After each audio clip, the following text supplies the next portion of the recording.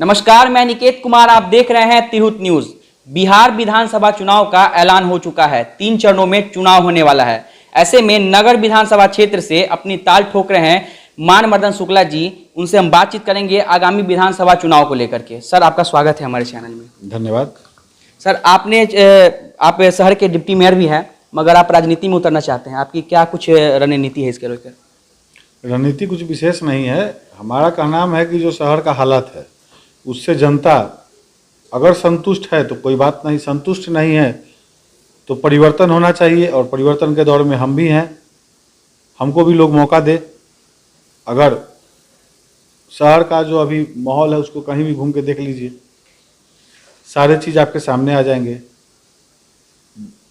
और परिवर्तन होना चाहिए, हमारा मानना है। 10 साल बहुत बड़ा समय है, 10 साल हो चुका है और फिर दूसरे को भी मौका मिलना चाहिए।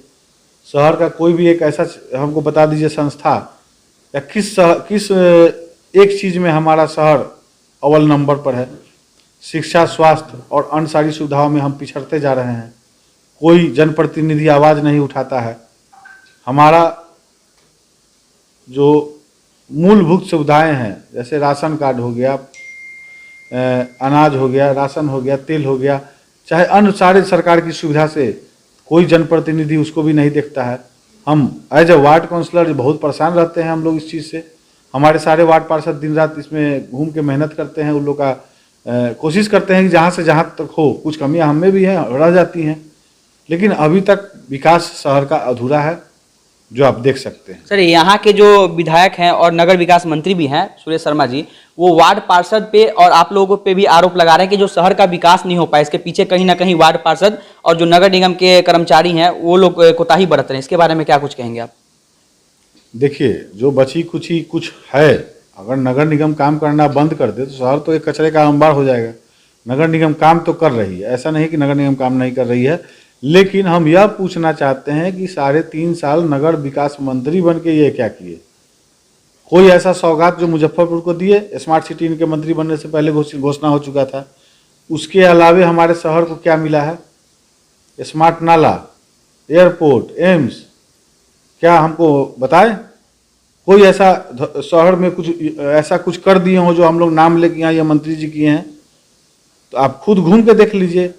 कोई ऐसा चीज़ नहीं है। शिलान्यास करते रह गए, 5 साल हो गया, हम तो कहेंगे 10 साल हो गया। 10 साल में जितना शिलान्यास नहीं किया उससे ज़्यादा एक 15 दिन में इधर किए हैं।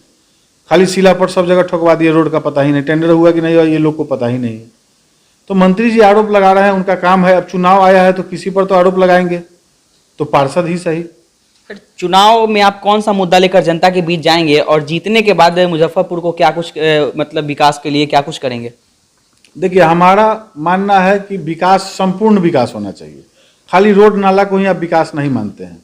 रोड नाला चलने के लिए जरूरी है, नाली पानी निकलने के लिए जरूरी है, लेकिन संपूर्ण विकास है कि बच्चे का स्वास्थ्य, बुजुर्गों का स्वास्थ्य हो गया, शिक्षा हो गया, अन्य सारे, जैसे हमारे शहर में बहुत ऐसा चीज़ है जो योग प्रतिभा योग व्यक्ति हैं, लेकिन उनको बाहर जाना पड़ता है, क्योंकि हमारे शहर में वैसा न कोई कला संस्कृति केंद्र है, ना हमारे पास कोई स्पोर्ट्स क्लब है, ना हमारे पास वृद्धों के बैठने उठने के लिए कोई अच्छा सा जगह है, चाहे अन्य सारी सुविधा है। हमारे पास ना कोई म्यूजियम है, ना हमारे पास अपने संस्कृति को बचाने के लिए कोई धरोहर है। एक ऑडिटोरियम है जिसका रिपेयरिंग सालों से नहीं हो पा रहा है शहर में। तो सबसे बड़ी दुर्भाग्य की बात यह है कि ऑडिटोरियम क्यों नहीं रिपेयर हो रहा है, जबकि हम लोग 10 बार लिख के दे चुके हैं। तो कौन ऐसा धरोहर है जो आप कह सके कि हाँ शर्मा जी हम लोग को दिए हैं, जो हम लोग माने कि दिए हैं? सर, तो आपने चुनाव लड़ने के लिए अपना ऐलान कर दिया कि आप चुनाव लड़ने जा रहे हैं नगर विधानसभा क्षेत्र से, और आपने ये भी बात प्रेस कॉन्फ्रेंस के माध्यम से कही है कि आप वीआईपी पार्टी से चुनाव लड़ेंगे। और सर, अगर ऐसा होता है कि वीआईपी पार्टी को अगर नगर विधानसभा में सीट नहीं मिलती है तो क्या सर आप निर्दलीय चुनाव लड़ सकते हैं?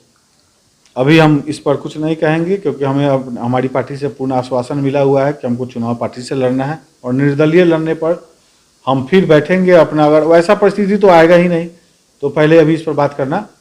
तो जनता के लिए क्या लग रहा है, जनता पर भरोसा जताएगी? भरोसा नहीं जताती तो मैं मैदान में उतरता ही नहीं। कहीं ना कहीं जनता ही ने हमको खड़ा किया है। तो चुनाव से पहले जनता के बीच अपना आखिरी संदेश क्या रखना चाहेंगे?